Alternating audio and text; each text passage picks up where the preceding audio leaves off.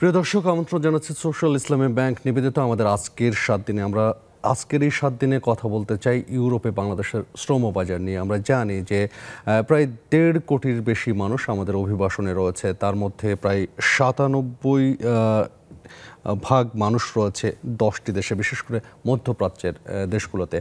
আর বাকি যে 3%, সেই 3% রয়েছে অন্যান্য জায়গায়, বিশেষ করে ইউরোপ এবং আমেরিকাতে।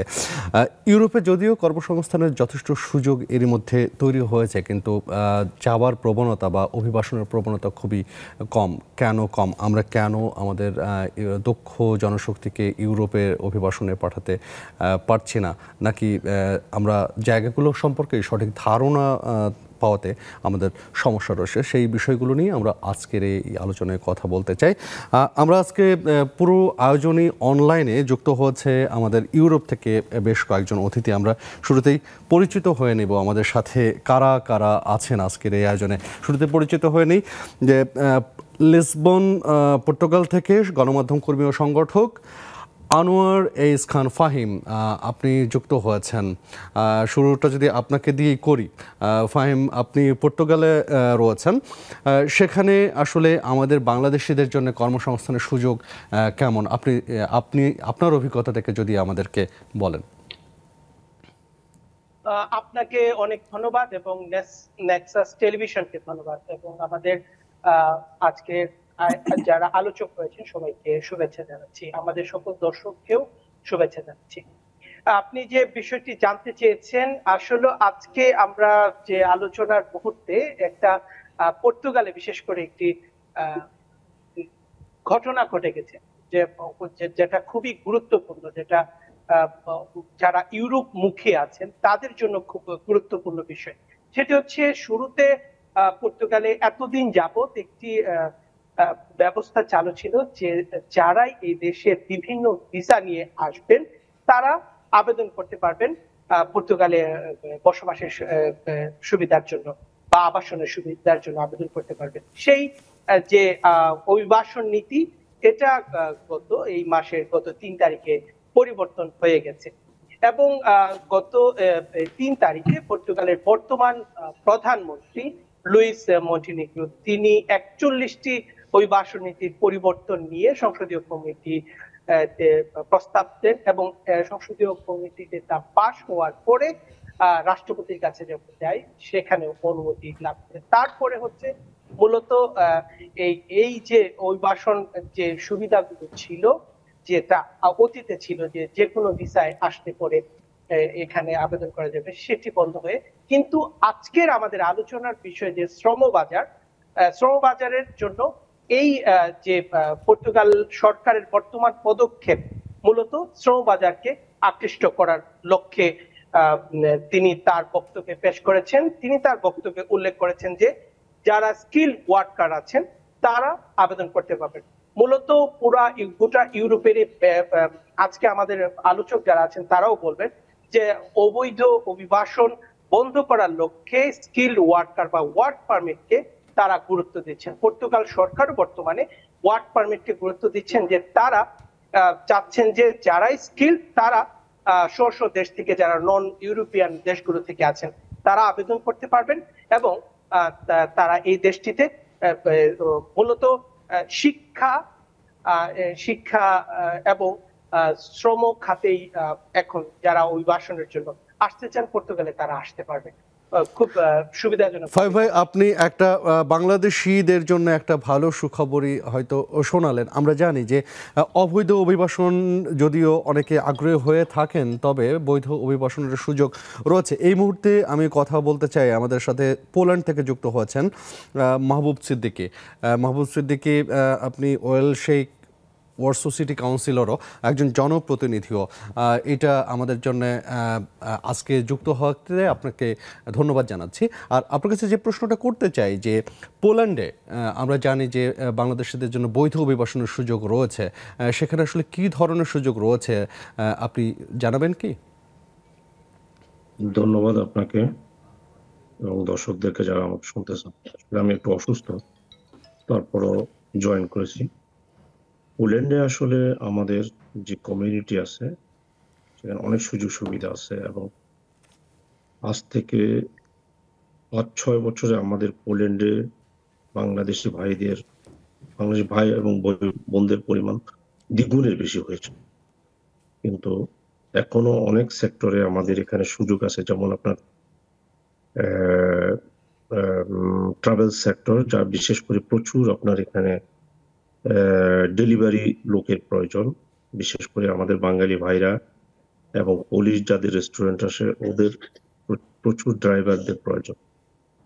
তারপরে আপনার আছে সেক্টর বাস ড্রাইভিং। আজ থেকে 8 বছর আগে, 8 কি 9 বছর আগে আপনার ইন্ডিয়া আপনার পোল্যান্ডের সাথে একটা চুক্তিতে আসছিল অন কন্ডিশনে যে ওরা একটা শর্ট 50 জনের একটা ড্রাইভার। এখানে কিন্তু প্রচুর ড্রাইভারদের প্রয়োজন আছে, এই সেক্টরটা তো বাংলাদেশ কাজ করতে পারে। তারপরে আছে আপনার সেক্টর, আপনার এখানে প্রচুর হসপিটালে, যেমন আপনার প্রচুর যেটাকে বলা হয় আয়া বলে আর কি, ওদের প্রচুর প্রয়োজন আছে এসব সেক্টরগুলোতে। আর স্কিল সেক্টর যদি বলেন, আমাদের এখানে গুগলে এখন আমার জানা মতে 13 জন আছেন এই সেক্টর, আইটি সেক্টরে যথেষ্টই আছে, কারণ বাঙালিরা অ্যাপ্লাই করতে পারেন। তারপরে আইবিএম এ জব করতেছে আমি এরকম 6 জনকে জানি। আছে আপনার সেক্টর, যেমন আপনার বিশেষ করে ফুড সেক্টর, যেগুলাতে আপনার মানে মিট ফ্যাক্টরি গুলাতে প্রচুর ওয়ার্কারের প্রয়োজন। এগুলাতে আসলে আমাদের দুর্ভাগ্য হচ্ছে বাংলাদেশিরা যখন আসে ওরা ওইখানে শর্ট টাইমের কাজ করে তারপর চলে যায়। এইসব সেক্টরগুলোতে আসলে যদি বাঙালিরা আসলে অনেস্টলি কাজ করতো, এখানে প্রচুর প্রচুর পরিমাণে বাংলাদেশি মাহবুব সিদ্দিকী, কাজের আপনার সুযোগ। আপনার কাছে আমি এই যে আপনার এই শব্দটা অনেস্টলি কাজ করতো, এই একটা শব্দ বলেছেন, বাংলাদেশের অনেস্টিতে আসলে কোথায় ঘাটতি দেখেন? এবং একই সাথে প্রশ্নটা করতে চাই যে আপনি ঘাটতি হলো ড্রাইভারের আপনার যারাই অপ্রতুলতার কথা আসেন, বলছিলেন, যে ড্রাইভারের ক্ষেত্রে ভারত অনেকটা এগিয়ে গেছে, ভারত থেকে বেশ কিছু ড্রাইভার নিয়েছে পোল্যান্ড। বাংলাদেশিরা কেন এই সুযোগটা পাচ্ছে না? সেজন্য আসলে কি ধরনের পদক্ষেপ সরকারি তরফ থেকেও নেওয়া উচিত বলে মনে করেন? এগুলো আপনাকে আসলে সরকার যেমন এম্বাসি থেকে আলোচনা করতে পারে, সিটির যে কমিউনিকেশন ইয়ে আছে ওদের সাথে। যেমন ওরা আমার জানা মতে 8 বছর আগে যখন কিছু ড্রাইভার আছে অন টেস্টে, ওদেরকে আপনার 1 মাসের ট্রেনিং দিচ্ছে। ওরা ইংলিশ বলতে পারে ছেলেগুলা, এবং কয়েকটা ল্যাঙ্গুয়েজ, মাত্র অ্যাটলিস্ট 10 থেকে 15টা sentence Polish language, just for আপনার মানে নরমাল কমিউনিকেশনের জন্য। এখন মনে হয় অনেকই আছে ইন্ডিয়ান ড্রাইভার যেটা চেষ্টা করতে পারে, কারণ এখানে ড্রাইভাররা, এখানে পোল্যান্ড এখন মিনিমাম স্যালারি অ্যারাউন্ড আপনার $1050 মতো, যেটা হলো আপনার ব্রুত্তো বলে আর কি এটাকে। তো এসব সেক্টর গুলোতে প্লাস আপনার যেটা বাংলাদেশিদের প্রচুর এখানে আপনার রেস্টুরেন্ট বিজনেস, আসলে রেস্টুরেন্ট বিজনেস না, এটা কাবাব শপ বলে আর কি। এটা এটাতে প্রচুর পরিমাণে বাঙালিদের প্রয়োজন আছে, কিন্তু দুর্ভাগ্যবশত যেটা আমি বললাম যে অনেস্টি, যারাই আসে দেখা যায় যে অনেক পুলিশ কোম্পানি, আমার জানা মতে বেশ কয়েকটা পুলিশ কোম্পানি বাংলাদেশ থেকে কিছু রিক্রুট করার পরে ওরা কিন্তু 6 মাসও কাজ করে না এখানে। তো ওইখান থেকে চলে যাওয়ার পরে কারণে পুলিশরা এখন অনেকটা মানে বিশ্বাসটা হারাই ফেলছে বাংলাদেশি এমপ্লয়ীদের উপর।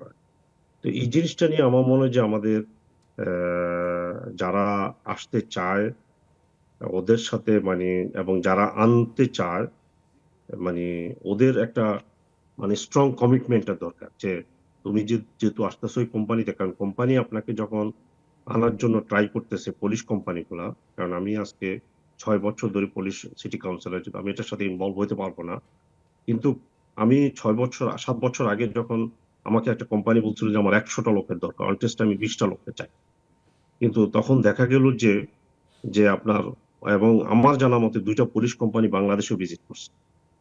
তো যেসব লোকগুলাকে ওরা নিয়ে আসে, তখন অবশ্য পোল্যান্ডের আপনার মিনিমাম স্যালারি যেটা ছিল এটা অনেকটা কম ছিল বর্তমানের তুলনায় আর কি।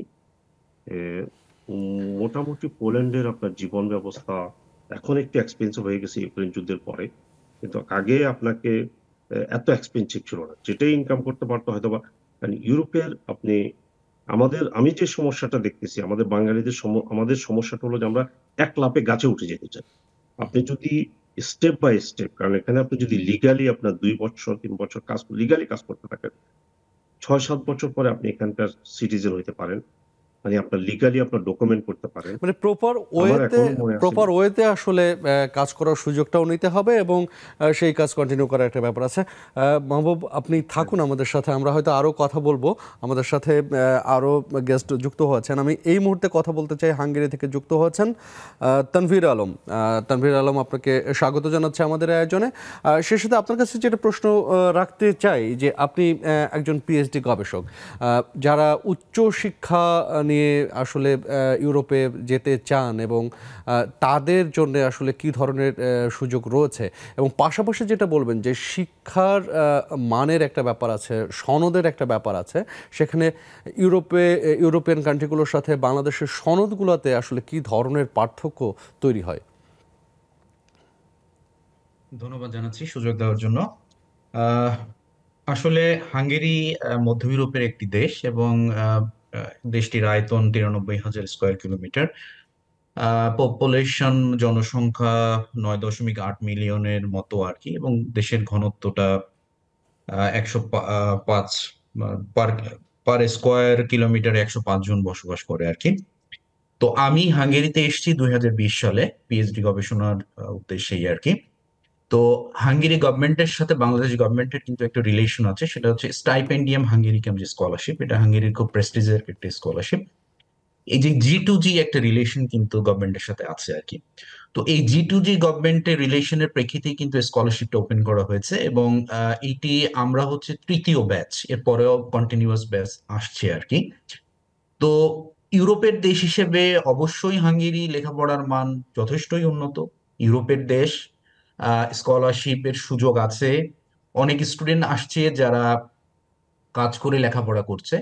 সো লেখাপড়ার মানের বিষয়ে কোনো কম্প্রোমাইজের সুযোগ এখানে নাই, কারণ আমি নিজেও পিএইচডি গবেষণা করছি, প্লাস আমি যে ইউনিভার্সিটিতে আছি, ইউনিভার্সিটি অফ স্যাগেট, ওখানে আমি টিচিং অ্যাসিস্ট্যান্ট হিসেবেও কাজ করছি। সুতরাং হাঙ্গেরিতে কিন্তু এমন না যে শুধু ডেভেলপিং কান্ট্রিজ থেকে লোক আসছে, এখানে কিন্তু ইরাসমাস মন্ডাস প্রোগ্রামে ফ্রান্স, জার্মানি, বেলজিয়াম থেকেও কিন্তু এক্সচেঞ্জ প্রোগ্রাম হচ্ছে।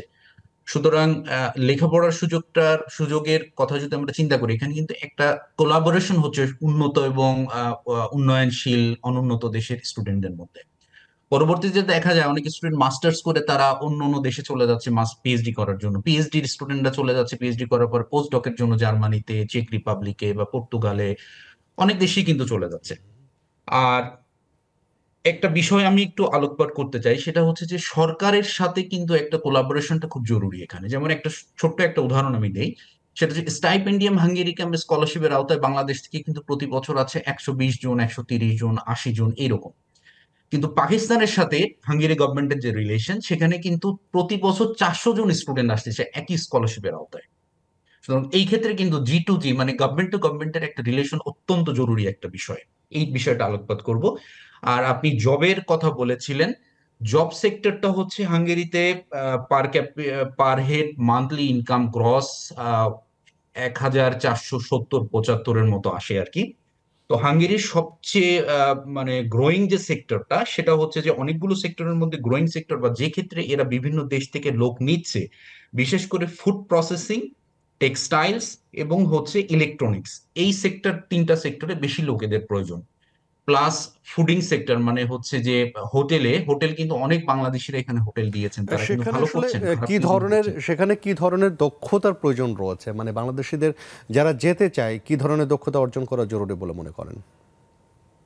ফুড প্রসেসিং এ আমি এখানে যেটা দেখি, আমি নিজে অবশ্য কখনো পার্ট টাইম কাজ করিনি, কিন্তু আমাদের যারা পিএইচডি স্টুডেন্টরা বিভিন্ন সময় কাজ করছে তাদেরকে যেটা দেখেছি, সেটা হচ্ছে যে এখানে দক্ষতার কিন্তু খুব বেশি প্রয়োজন নাই।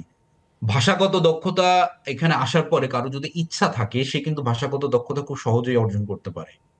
আর হচ্ছে আপনার যে ইলেকট্রনিক সেক্টরে, এটা হচ্ছে ভোকেশনাল ট্রেনিংটা জরুরি, বিশেষ করে আমাদের যারা ডিপ্লোমা ইন ইলেকট্রনিক্স বা ডিপ্লোমা ইন ইলেকট্রিক্যাল ইলেকট্রনিক্স এই জায়গাটাতে কাজ করছে, তাদের জন্য কিন্তু এই সেক্টরটা খুব জরুরি। এবং এখানে কিন্তু প্রচুর পরিমাণে আপনার আফ্রিকা থেকে লোক আসছে, পাকিস্তান থেকে আসছে, ইন্ডিয়া থেকে আসছে। কিন্তু আমার প্রশ্ন হচ্ছে কেন নয় বাংলাদেশিরা? সুতরাং বাংলাদেশিদের কিন্তু সুযোগ আছে।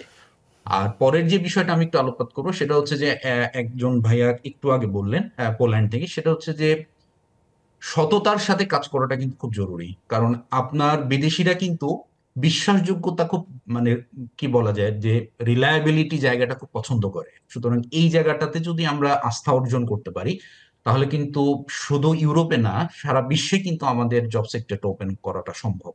জি দক্ষতা এবং বিশ্বস্ততা দুটা জিনিস আমাদের জন্য খুব জরুরি। জি, এই মুহূর্তে আপনাকে ধন্যবাদ জানাচ্ছি। আপনি থাকুন আমাদের সাথে। আমাদের অনুষ্ঠানের নিয়ম মেনে একটা বিরতি নিতে হবে।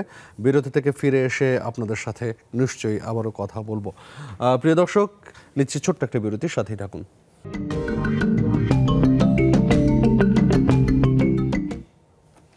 প্রিয় দর্শক, আমন্ত্রণ আরও একবার নেক্সাসের 7 দিন অনুষ্ঠান থেকে। আমি রানা ইসলাম আপনাদের সাথে আছি। আমরা কথা বলছি ইউরোপে বাংলাদেশের শ্রমবাজার কি অবস্থা হতে পারে এবং সম্ভাবনা কোথায়, সেই বিষয়গুলো নিয়ে আমরা এই মুহূর্তে কথা বলতে চাই। আমাদের সাথে ইতালি থেকে যুক্ত হয়েছেন ইতালির ইউরোপ বাংলাদেশ প্রেস ক্লাব ইতালির সভাপতি জমির হোসেন। জমির হোসেন ভাই, আপনি আমাকে শুনতে পাচ্ছেন এবং দেখতে পাচ্ছেন নিশ্চয়ই। আপনার কাছে যেই জায়গাটা নিয়ে প্রশ্ন, যে আমরা জানি যে অতি সম্প্রতি ইতালিতে অভিবাসন অনেক বেড়েছে, সেটা বৈধ এবং অবৈধ পথে দুই দিকেই। যদিও বৈধ পথে যথেষ্ট সুযোগ আছে, সেই বৈধ পথের জায়গাগুলো হয়তো জানার না থাকার কারণেই অবৈধ পথে অনেক তরুণ আমাদের যাওয়ার চেষ্টা করছেন এবং তাতে করে বিভিন্ন ধরনের দুর্ঘটনার সংবাদ আমরা পাচ্ছি। আপনার কাছে জানতে চাই, আসলে বৈধভাবে কিভাবে ইতালিতে বাংলাদেশিদের যাবার সুযোগ আছে এবং কাজের সুযোগ রয়েছে? জি, ধন্যবাদ। আজকে নেক্সাস টেলিভিশনের যারা আলোচক, উপস্থাপক সহ এবং যারা দূর দূরান্ত থেকে এখন দেখছেন এবং পরবর্তীতে দেখছেন, সবাইকে স্বাগত জানাচ্ছি সুদূর ইতালি থেকে। আপনি অত্যন্ত গুরুত্বপূর্ণ একটা প্রশ্ন করেছেন যে ইতালি এমন একটি দেশ, ইউরোপের অন্যতম একটি শ্রমবাজার বাংলাদেশের জন্য। আপনার ইউরোপের অন্য দেশে যেই ধরনের সমস্যা পোহাতে হয়, ইতালিতে আসতে কিন্তু ওই ধরনের সমস্যা পোহাতে হয় না। একটা সহজ সরল সহজ প্রক্রিয়ায় কিন্তু ইতালিতে প্রবেশ করা যায়। এটা আসলে আমি যদি একটু পূর্ব দিকে যাই, সেই ৮৬ থেকে ৯০ ইতালিতে কিন্তু মানুষ আসা শুরু করেছে। সেই থেকে আজকে ২০২৪ সাল পর্যন্ত প্রায় ২ লক্ষের বেশি অভিবাসী অর্থাৎ বাংলাদেশিরা বসবাস করছে। এই ফিগারটা যদিও লিগ্যাল ভাবে যদি আমি বলতে চাই, সেখানে ইতালি বাংলাদেশ রোম দূতাবাসের তথ্য অনুসারে সেটা ১,৬০,০০০ থেকে ৭০,০০০ হতে পারে, কিন্তু টোটাল ২ লক্ষের বেশি ইতালিতে অভিবাসী আছেন বাংলাদেশিরা। তো এখানে যেভাবে আপনারা অর্থাৎ বাংলাদেশিরা আসতে চায় এবং সঠিক প্রক্রিয়াটা জানে না, আসলে এখন এটা আমি যতটুকু বুঝি এবং জানি, দেখতেছি দীর্ঘ ১ যুগের বেশি ধরে, যে অত্যন্ত ট্রান্সপারেন্ট একটা বিষয়। আপনারা এখানে জানেন যে স্পন্সর ভিসা এখানে রয়েছে, যেটা ইউরোপের অন্য দেশে কিন্তু এটা নেই। এটা একমাত্র ইটালিতেই অব্যাহত রয়েছে এবং সরকার বৈধভাবে বাংলাদেশ থেকে লোক এনে তার দেশে কাজে লাগাতে চাচ্ছেন, কিন্তু আমরা অনেকেই জানি না। আর না জানার বিশ্বস্ত যেই জায়গাগুলি আছে, সেই জায়গাতে আমরা আসলে প্রবেশ করতে পারি না। এখন এখানে একটা বিষয় হলো যে ইতালি অবগত আছেন যে ২০২৩ থেকে ২০২৫ সাল পর্যন্ত ইতালি সরকার ৪,৫২,০০০ লোকের কিন্তু কর্মসংস্থানের কিন্তু একটা ডিক্লারেশন দিচ্ছে। এটা গেজেট আকারে প্রকাশ করেছে। ইতিমধ্যে অনেক লোকই এসেছেন। এটা ২০২৫ সাল পর্যন্ত অব্যাহত রয়েছে। ২০২৫ সাল পর্যন্ত কিন্তু আপনাদের নন সিজনাল ভিসায় আপনার ইতালিতে আপনার বাংলাদেশি শ্রমিকরা আসতে পারবেন। এখানে একটা জিনিস, যে কোটাটা অবশ্য উল্লেখ করে না, এই যে কতজন লোক আসতে পারবে সেটা কিন্তু আসলে উল্লেখ করে না, কখনই উল্লেখ করে না, এবং ইভেন গ্যাজেটও নেই যে বাংলাদেশিদের জন্য এত কোটা আছে। কিন্তু একটা সহজ বিষয়, যদি আপনার এখানে একটা লোক দরকার হয়, সেই লোকটা মালিক চাইলে আপনার এই স্পন্সর ভিসায় আসতে পারে, কিন্তু আবেদনটা কিভাবে করবেন, এই বিষয়টা আসলে আমাদের এখানে ঘাটতি রয়েছে বাংলাদেশ দূতাবাসের এবং বাংলাদেশ সরকারের। আসলে আমার মনে হয় যেই সেক্টরে আমরা আপনার আমরা লোক এই লাগবে এবং ঘাটতিগুলো নিয়ে আপনার সাথে বাংলাদেশি আলাপ শ্রমিক করব। লাগবে। আপনি থাকুন আমাদের সাথে। আমি এই মুহূর্তে কথা বলতে চাই, স্পেন থেকে যুক্ত হয়েছেন আমাদের সাথে মশিউর রহমান বাবু। মশিউর রহমান, আপনার কাছে যে জায়গাটা নিয়ে আমি জানতে চাই যে আপনি ইউরোপের দ্বিতীয় বৃহত্তম দেশে অবস্থান করছেন সেখান থেকে, এবং আপনি পেশায় একজন ব্যবসায়ী। বাংলাদেশিদের জন্য স্পেনে আসলে কি ধরনের সুযোগ এই মুহূর্তে রয়েছে? আমরা জানি যে 2021-এর পর থেকে স্পেনে বৈধ অভিবাসনের জন্য একটা সহজ অভিবাসন নীতিও হয়েছে। সার্বিকভাবে আসলে কিভাবে বৈধ অভিবাসনে অনুপ্রাণিত করা যেতে পারে বাংলাদেশিদের জন্য, সেই প্রসঙ্গে আপনার কাছে জানতে চাই। আপনি আনমিউট করে কথা বলবেন মশিউর রহমান, একটু আনমিউট করে নেবেন আপনার সিস্টেমটি। জি বলুন। এখন শোনা যাচ্ছে। ধন্যবাদ আপনাকে। আসলে শুধু স্পেন বলে না, পুরো ইউরোপে একটা শ্রম বাজার উন্মুক্ত আছে, যদি আমরা সেটা বৈধভাবে কাজে লাগাতে পারি। অবৈধদের বিষয়টা ভিন্ন, সেখানে তাদের অনেক ব্যাপার স্যাপার থাকে। তবে বৈধভাবে যদি কেউ আসতে চায়, তবে সেখানে পর্যাপ্ত সুযোগ আছে। অনেক কাজে এখনো দেখি, অনেক ক্ষেত্রে, যেমন এখানে উবার বা ট্যাক্সি এই টাইপের যে কাজগুলো আছে, সেগুলোতে এখন আমরা বাংলাদেশিদের সেভাবে দেখি না, যেভাবে অন্য অন্য দেশের লোকজনকে দেখা যায়। এরপর হাউসকিপিং এর যে কাজটা, এটা আমরা দক্ষিণ আমেরিকার দেশের অনেক পুরুষ মহিলা নির্বিশেষে সবাইকে দেখতেছি, তারা এই কাজটা করতেছে এবং ভালো একটা রোজগারের রাস্তায়। কিন্তু যে কারণে আমরা বাংলাদেশিদের দেখি না। এরকম বেশ কিছু সেক্টর আছে যেখানে এখনো বাংলাদেশিরা সেভাবে ঢুকতে পারে। এবং ব্যবসার ক্ষেত্রেও স্পেনে বিশেষ করে, হ্যাঁ, এখনো মানে যেভাবে করা উচিত, আমরা মনে হয় সেই জায়গাটাই যাইতে পারি। এর মূল কারণ মনে হয় আমাদের কাছে তথ্যের অভাব এবং আমাদের দক্ষতার অভাব, এবং আমরা ওই শুধু আমাদের ইউরোপ আসতে হবে, কিন্তু সঠিক প্রসেসিংটা আমাদের জানা নাই। এই এটা সেই আমাদের সঠিক জানাটা জরুরি। প্রসেসিং কারণ এর জন্য আসার পূর্বে আসলে সঠিক প্রসেসিং এর প্রস্তুতিটা কিভাবে নেবে, কিভাবে জানবে আসলে যে যেতে চায় যে কি দক্ষতা প্রয়োজন, আর কাগজপত্রের বৈধতায় আসলে কিভাবে নিশ্চিত হবে, সেই জানার জায়গাটা কিভাবে তৈরি হতে পারে? জানার জায়গাটা আমরা স্পেনের ওয়েবসাইটে এই খবরগুলো পাইতে পারি, যে আমি কিভাবে যেতে চাই। আমি কি পড়াশোনার জন্য যাব, আমি কি কাজের জন্য যাব, না আমি কি উদ্দেশ্যে যাব। আমাদের আগে উদ্দেশ্যটা ঠিক করতে হবে, যে আমি সেখানে কি করতে যাচ্ছি। যদি পড়াশোনার ব্যাপারে যাই, সেখানে দেওয়া আছে আপনাকে আইএলটিএস করতে হবে বা আপনার স্প্যানিশ ভাষার সার্টিফিকেট থাকতে হবে। তারপর আপনি একটা বিশ্ববিদ্যালয়ে আহ আসার চেষ্টা করতে পারেন। এরপরে যেমন আমি কাজের জন্য যাব, তো আমাকে সেই বিষয়টাকে, যেটা সবাই এর আগে বললেন, যে দক্ষতা। আমাদের দক্ষ লোকগুলো আসতেছে না, আমরা জাস্ট আসার জন্য আসতেছি এবং যেটা পাচ্ছি সেটা করতেছি, যার কারণে আমাদের মূল্যায়নটাও কিন্তু। এবং দক্ষ আসার হয়ে পর এখানে যাবার যেটা হয় দক্ষ আমাদের, হয়ে যাবার ক্ষেত্রে আসলে বেনিফিট গুলো কি পায়? বেনিফিট গুলো হচ্ছে যে আপনি দক্ষ হয়ে আসলে আপনি যে কাজে আসছেন সেই কাজের সঠিক মূল্যায়নটা আপনি পাবেন।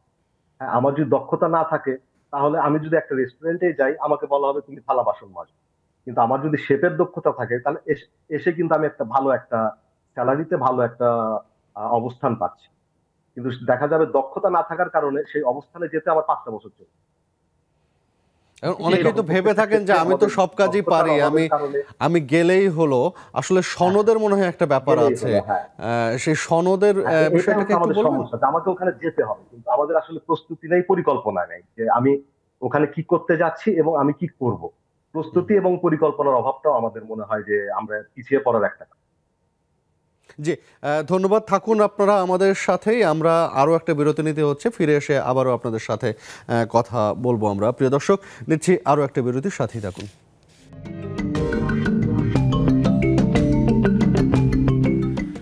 প্রিয় দর্শক, আমন্ত্রণ আরও একবার। আপনি দেখছেন নেক্সাসের 7 দিনের আয়োজন। আমরা কথা বলছি ইউরোপে বাংলাদেশের শ্রমবাজারের বর্তমান অবস্থা, সম্ভাবনা নিয়ে এবং চ্যালেঞ্জগুলো উঠে আসছে। আমরা এই মুহূর্তে কথা বলতে চাই, আমাদের সাথে জার্মানি থেকে যুক্ত হয়েছেন হাসনাত করিম সৈকত। হাসনাত করিম সৈকত, আপনি শুনতে পাচ্ছেন এবং দেখতে পাচ্ছেন নিশ্চয়ই। আপনি একজন অটোমোটিভ ইঞ্জিনিয়ার হিসেবে কাজ করছেন জার্মানিতে, একটা অটোমোটিভ কোম্পানিতে। আপনার কাজের অভিজ্ঞতাটা শুনতে চাই, এবং এ ধরনের কাজ করতে বাংলাদেশ থেকে আসলে অভিবাসীরা আরও অভিবাসন নিতে পারে কিনা, সেক্ষেত্রে কী ধরনের দক্ষতা এবং কী ধরনের বৈধ কাগজপত্রের প্রয়োজন পড়বে, সেই বিষয়ে যদি আপনি বলেন। সালাম আলাইকুম রানা ভাইয়া, এবং নেক্সাস টিভিকে অনেক অনেক ধন্যবাদ একটা গুরুত্বপূর্ণ বিষয় নিয়ে আজকে আলোচনা করতেছেন, এবং এটা আসলে জানা দরকার অনেকেরই, বিশেষ করে আমরা যারা বাংলাদেশ থেকে আসতেছি বিভিন্ন ভিসায়। আসলে ভাই আমি অটোমেটিক সেক্টরে আছি নট 2 বছর হইলো। তো অটোমেটিক সেক্টরে বা যে কোনো আইটি সেক্টর বলেন বা অ্যারোস্পেস বলেন অথবা ডিফেন্স বলেন, এয়ার ডিফেন্স বলেন, তো এখানে কাজ করার অনেক অপরচুনিটি আছে বাংলাদেশিদের। শুধু বাংলাদেশি বলবো না, আমাদের সাউথ এশিয়ার অনেক অনেক স্টুডেন্টরা যারা ডিজার্ভ করে, তারা শুধু লিগ্যাল ওয়েতে বা সঠিক পথে অ্যাপ্লাই করতে হবে তাদের।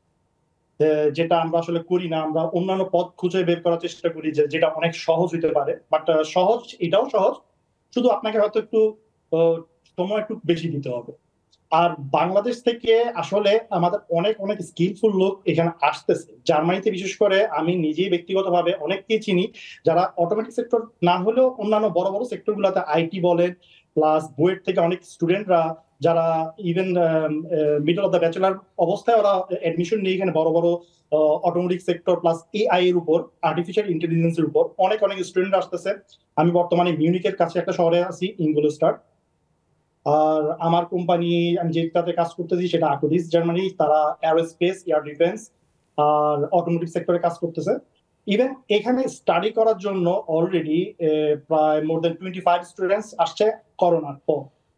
তো তারা খুবই ভালো স্কিল, তারা অবশ্যই একসময় খুবই স্কিলফুল ওয়ার্কার হবে জার্মানিতে, এবং তারাও অন্যদেরকে পথ দেখাবে, যেটা আসলে সঠিক পথটা অনেকেই দেখায় না, বা আমি জানি না কেন এই ল্যাগিংসটা আছে। কারণ জার্মানিতে আসতে খুবই আপনার অল্প খরচে, এবং আপনার লাইফ স্ট্যান্ডার্ড আপনি যদি ইউরোপিয়ান অন্যান্য কান্ট্রিগুলোর সাথে তুলনা করেন, খুবই স্ট্যান্ডার্ড মেনটেন করে এখানে আপনারা।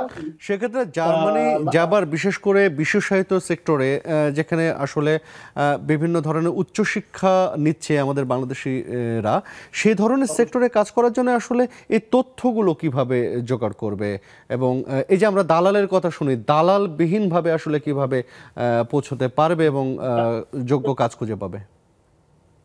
থ্যাংক ইউ, ভালো একটা কোশ্চেন বলছেন। কারণ আসলে জার্মানি আসতে কোনো দালালের প্রয়োজন নেই, এবং দালালরা কিছু করতে পারে। দালালরা কোনো ভিসা দিতে পারবেন না আপনাকে, দালালরা আপনাদের জার্মানি এম্বাসির সাথে কোনো কন্ট্যাক্ট করতে পারবেন না। এটা খুবই লিগ্যাল ওয়েতে, লিগ্যাল কিছু ওয়েবসাইট আছে জার্মানদের অফিসিয়াল যে ওয়েবসাইটটা, plus make it in Germany, আমি ডাইরেক্ট বলে দিলাম যারা লাইভে দেখতেছেন। তো ওইখানে আপনার স্কিলফুল থেকে মনে করেন আপনি অলরেডি একজন স্কিলস ওয়ার্কার, বাংলাদেশে জব করতেছেন বা কোথাও জব করতেছেন, আপনি বাংলাদেশে বসেও জার্মানির বিভিন্ন সেক্টরে জব করতে পারবেন। আপনি একই পরিমাণ স্যালারি পাবেন, যেটা আপনি জার্মানি ইভেন আসতে হবে না। বাট আমরা যেটা করতেছি, যারা জব ম্যানেজ, যারা এখানে কিছু কোম্পানির সাথে, এখানে অনেক বাঙালি আছে এবং অন্যান্য ইন্ডিয়ানরা আছে বিশেষ করে, যারা মোটিভেটেড করতেছে যে আপনাকে মানে একটু লিগ্যাল ওয়েতেই আসতে, ওরা অবশ্যই লিগ্যাল ওয়েতেই আপনাকে ক্যারি করবে, বাট আপনাকে হয়তো দেখাবে যে আপনাকে স্টাডি করতে হবে। হ্যাঁ, স্টাডি করাটা অবশ্যই ভালো, কিন্তু আপনি যদি লিগ্যাল ওয়েবসাইট গুলো শুধু ফলো করেন, আপনি যদি কোনো সোশ্যাল মিডিয়ার নিউজ ফলো না করেন, তাহলে আপনি জানতে পারবেন যে আসলে কোন কোন লিগ্যাল ওয়েতে আমি খুব সহজে আসতে পারি। দারুণ একটা তথ্য আপনি বলেছেন যে সোশ্যাল মিডিয়ার চটকদার বিজ্ঞাপন দেখে ভোলা যাবে না, আসলে অথেন্টিক ওয়েবসাইট দেখেই সিদ্ধান্ত নিতে হবে এবং কমিউনিকেশনটা করতে হবে। জি, আপনি থাকুন আমাদের সাথে। এই মুহূর্তে আমি সুইডেন থেকে যুক্ত হয়েছেন আমাদের সাথে আসাদুজ্জামান রূপু ভাই, আপনার সাথে কথা বলতে চাই। সুইডেনের বিষয়টি, শ্রমবাজারের বিষয়টি যদি শেয়ার করেন, বিশেষ করে আমাদের বাংলাদেশিদের জন্য। ধন্যবাদ সবাইকে, যারা যুক্ত হয়েছে বা যারা পরবর্তীতে দেখবেন। অন্যান্য দেশের তুলনায় সুইডেনের শ্রমবাজার আসলে এতটা উন্মুক্ত না যে মানে বিভিন্ন দেশ থেকে সরাসরি নেয়। সুইডেনের যেটা হয় সেটা হলো, বলা যায় যে ইউরোপের অন্য দেশ থেকে এরা কোলাবোরেশন করে এই দেশে লোক নিয়ে আসে।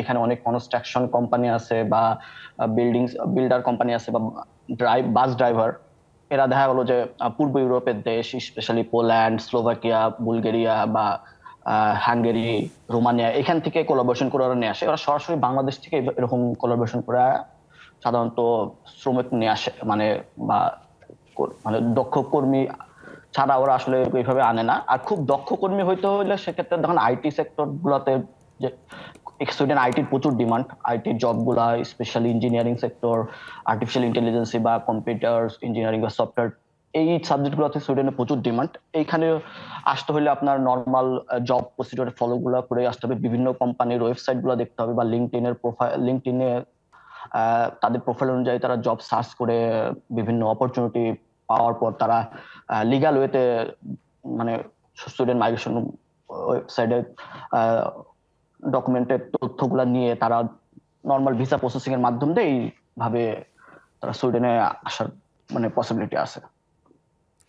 জি, ধন্যবাদ আপনাকে। আপনি থাকুন আমাদের সাথে। আমরা মাহবুব সিদ্দিকী আপনার কাছে আবারও আসতে চাই। মাহবুব ভাই সম্ভবত বের হয়ে গেছেন কি? মাহবুব সিদ্দিকী আপনার কাছে আসতে চাই যে আপনি G2Gর কথা বলছিলেন, সরকার টু সরকারের কথা বলছিলেন, কিন্তু আমরা জানি যে অভিবাসনে যারা আছেন তারা আসলে অনেক বেশি মাত্রায় আত্মীয় টু আত্মীয়তেই বেশি আসলে ওয়ার্ক পারমিট বা ভিসা করা হয়।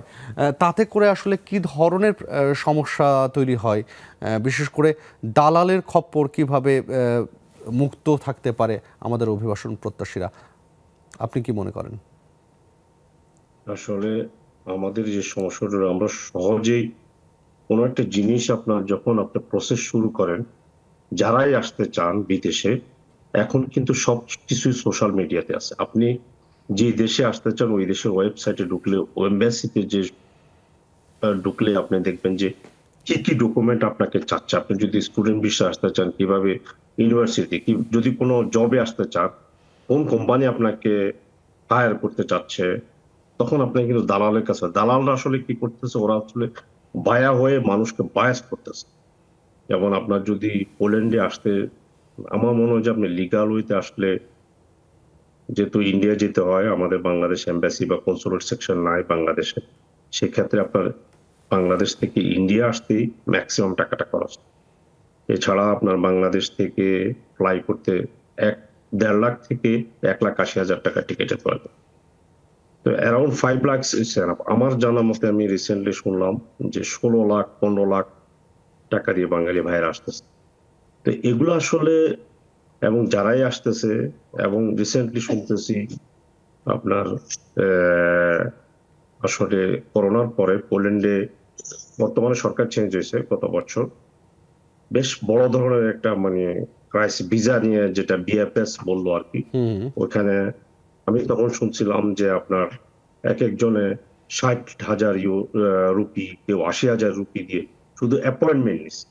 এই জিনিসগুলো নিয়ে আমাদের যে এখানে ফরেন মিনিস্ট্রি যারা সাধারণত কমিটি আছেন, কারণ প্রত্যেকটা জিনিস মানে মিনিস্টার করার আগে মানে আসলে সরকারের পদক্ষেপের প্রয়োজনীয়তা আপনি দেখতে পান নিশ্চয়ই এখানে। হ্যাঁ, ডেফিনেটলি। আপনাকে আসলে মানুষ, আমাদের যেটা সতর্ক হতে হবে, যারাই আসতে চায় না কেন তাদেরকে প্রথমত, আমার মনে হয় যে দালালদের খপ্পরের জিনিসগুলোতে এখন আপনি ভেরিফাই করতে পারেন। এমন না যে এখন আপনি যদি ভেরিফাই না করার আপনার যদি ক্ষমতা না থাকে, তাহলে আপনাদের বিদেশে আসার দরকার নেই আমার মনে হয়। এখন আপনার প্রত্যেকটা মানুষেরই কিন্তু আত্মীয় স্বজন কেউ না কেউ আছে, ঠিক আছে। আমি কম করলেও গত বছর 10টার মতো আমাকে অ্যাপ্লিকেশন অনেকে পাঠিয়েছে, বা একটু ভেরিফাই করে দেয়, ঠিক আছে। আমি প্রত্যেকটা ভেরিফাই, ওর মধ্যে 9টাই ছিল ভুয়া, ঠিক আছে। এইসব জিনিসগুলো তো আপনাকে দালালরা বায়াস করতেছে আপনার, এবং আপনার থেকে যে অ্যামাউন্টটা নিচ্ছে, এটা তো আমি জানি না। আমার মনে হয় যে 16 লাখ 17 লাখ টাকা দিয়ে বাংলাদেশে 2 ফ্রেন্ড আসছে, ওরা অন্য দেশে, ওরা আসি আপনার মানে ওদেরকে দালালরা পাসপোর্ট আটকায় রাখছে, 2,000 ইউরো দেওয়া হয় নাই, পরে ওরা আসি বিচার দিতেছে। আমাদের এখানে বিচার দেওয়া, আমাদের কিছু করার নেই। আমার কমিউনিটির সাথে খুব একটা কানেক্টেড না, যেহেতু আমি পুলিশদের আমার কানেক্টেড, যেহেতু আমি এখানকার। তারপরও আমি সবসময়, যখন আমাদের একটা এখানে বাংলাদেশ কমিউনিটি ইন পোল্যান্ড, এখন অবশ্য ওই জিনিসটা বাড়ছে। অনেকে, আপনি যে কোনো প্রশ্ন, আপনি যেটাই জানতে চান না কেন, ওইটা আপনি যদি প্রশ্ন করেন সুন্দরভাবে, আপনাকে যারা এখানে আছেন তারা সাধারণত জি, আপনার সুন্দর পরামর্শের জন্য ধন্যবাদ। এই সুযোগটা নিতেই পারে আসলে যারা অভিবাসন প্রত্যাশী। আপনার সাথে হয়তো আবারও কথা হবে অন্য কোনো আয়োজনে। আজকে আপনাকে আমি ধন্যবাদ জানাতেই পারি। আমরা আরেকটা বিরতি নেব, বিরতি নিয়ে ফিরে এসে বাকি কথাগুলো আপনাদের সাথে বলবো। প্রিয় দর্শক, নিচ্ছি ছোট্ট আরও একটা বিরতি, সাথেই থাকুন।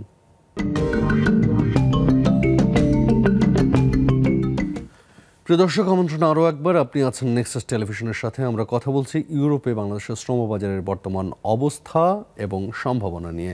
আমরা এই মুহূর্তে কথা বলতে চাই, আমাদের সাথে পর্তুগাল থেকে যুক্ত হয়ে আছেন ফাহিম ভাই। আপনার সাথে ফাহিম ভাই, একটা জিনিস বলতে চাই যে ইউরোপিয়ান কান্ট্রিগুলোতে যাওয়ার জন্য ভিসা প্রসেসিং বা অন্যান্য যে বিষয়গুলো আছে তার জন্য বাংলাদেশে আসলে অ্যাম্বাসি বা কনসুলেট অফিস নেই, আমাদেরকে ইন্ডিয়ায় যেতে হয়, ভারতে যে এগুলো।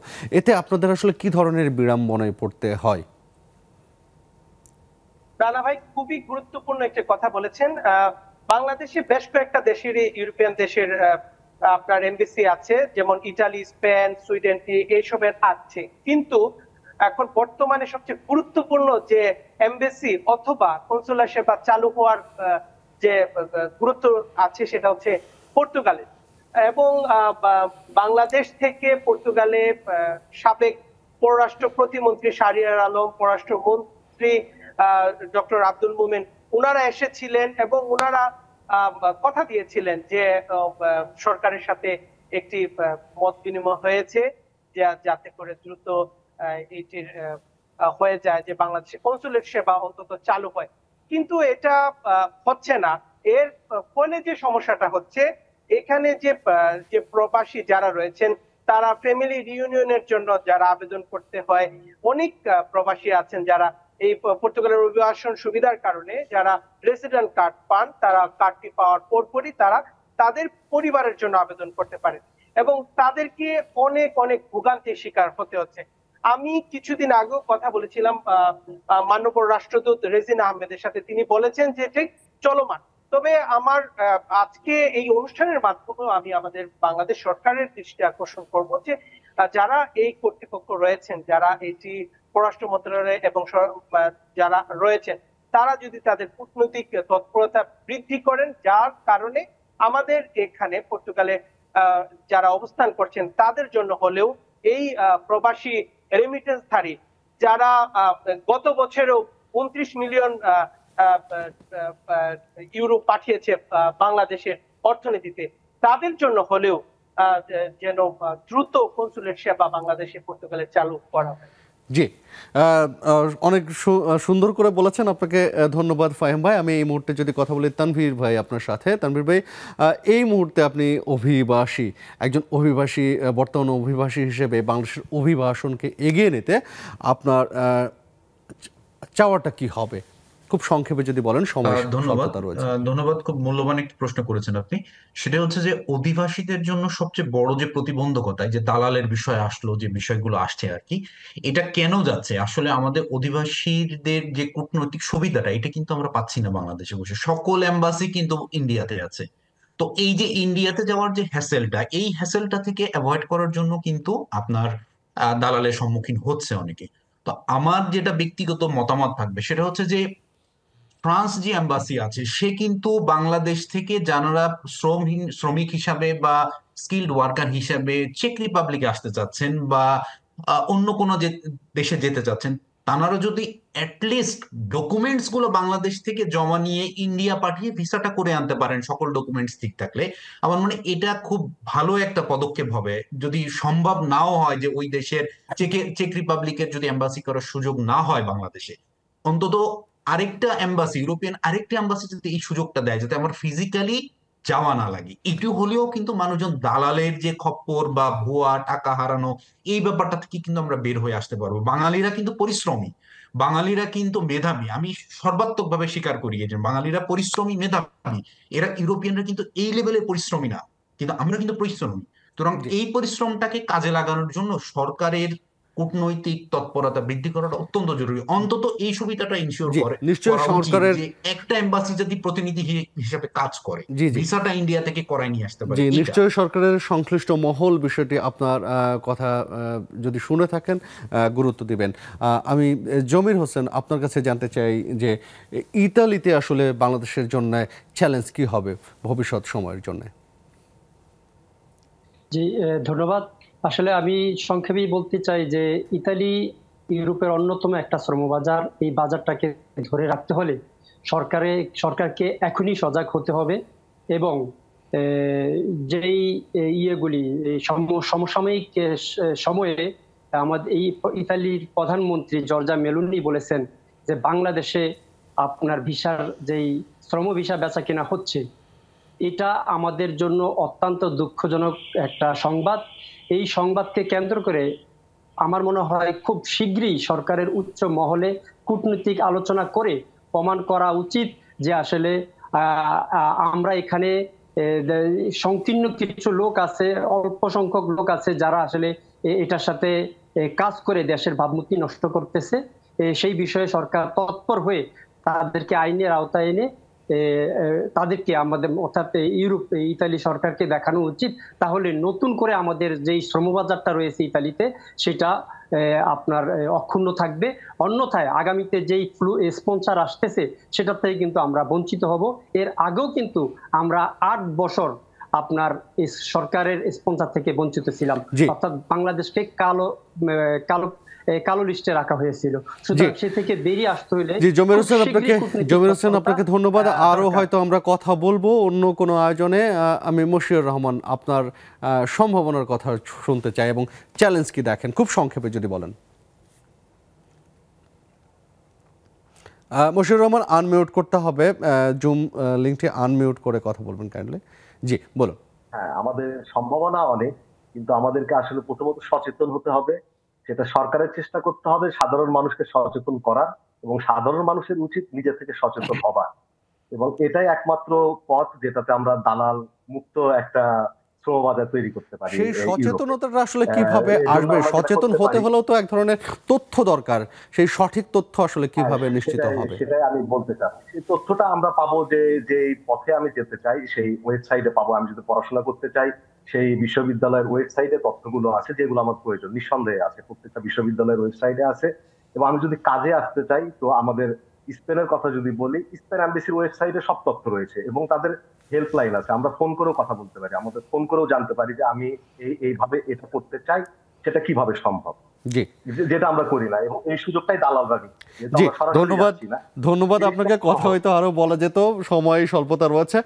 রূপু ভাই, খুব সংক্ষেপে আপনার শেষ কথা কি বলবেন? সুইডেনে আইটি সেক্টরে জবের প্রচুর অপরচুনিটি।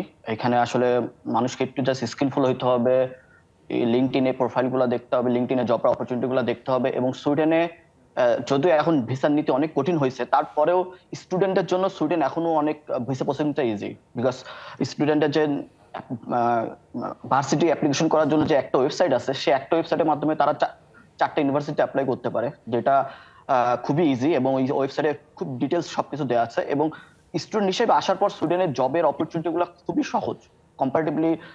জব নিয়ে সুইডেনে আসার থেকে স্টুডেন্ট অবস্থায় এসে কেউ যদি সুইডেনে জবের চেষ্টা করে সেটা তাদের জন্য সবচেয়ে বেশি ইজি। জি ধন্যবাদ আপনাকে। আরো হয়তো কথা বলবো। হাসনাত করিম সৈকত, শেষ কথা আজকের অনুষ্ঠানের। শেষ কথা একটু সংক্ষিপ্ত করে বলতেছি, সেটা হলো গভর্নমেন্টের পাশাপাশি প্রাইভেট যে কোম্পানিগুলি আছে যারা কনস্ট্রাকশন লাইনে জড়িত বা এই টাইপের কোনো বিল্ডিং এডুকেশনের সাথে জড়িত, তারা যদি নিজেরাও পদক্ষেপ নেয় তো জার্মানিতে অনেক কোম্পানি আছে যারা দক্ষ ওয়ার্কার নিচ্ছে, শুধু এডুকেশনাল সার্টিফিকেট দরকার, যেটা আমাদের ওয়ার্কারদের মোস্টলি থাকে। তো আমাদের এখানে যদি ইন্টারনাল কোনো এডুকেশন পারপাস সিস্টেম গঠন হয়, যাতে আমাদের প্রাইভেট কোম্পানিগুলো তাদের কর্মীদেরকে একটা সার্টিফিকেট দিতে পারবে বা একটা কাজের দক্ষতা সার্টিফিকেট তারা প্রোভাইড করতে পারবে, তাহলে তারা খুব ইজিলি যে কোনো দালালের হাত থেকে মুক্ত হয়ে ডিরেক্টলি একটি কোম্পানির সাথে কন্ট্যাক্ট করতে পারবে এবং তারা ডিরেক্টলি ওটার জন্য অ্যাপ্লাই করতে পারবে, কারণ আমাদের কাছে সার্টিফিকেটগুলি থাকে। জি ধন্যবাদ সৈকত ভাই, এবং ধন্যবাদ আপনাদের সবাইকেই ইনফ্যাক্ট আমাদের সাথে যুক্ত হবার জন্য। দেখা হবে আবারও এবং কথা হবে নিশ্চয়ই প্রবাস নিয়ে, অভিবাসন নিয়ে। ভালো থাকবেন সবাই। প্রিয় দর্শক, এই ছিল আজকের আয়োজনে। আবারও দেখা হবে। সে পর্যন্ত সবাই ভালো থাকুন এবং সুস্থ থাকুন, সুন্দর থাকুন নিশ্চয়ই।